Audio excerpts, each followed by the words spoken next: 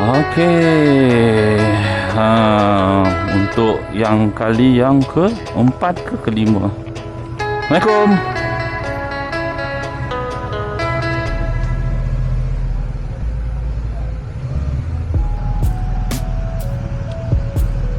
Lambat sikit, ada brother tu tanya something dekat immigration tadi.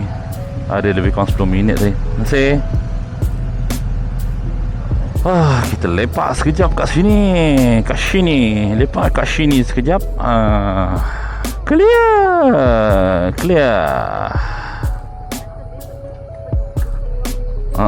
Orang Kedah dah cuti, esok mesti penuh. Esok funo.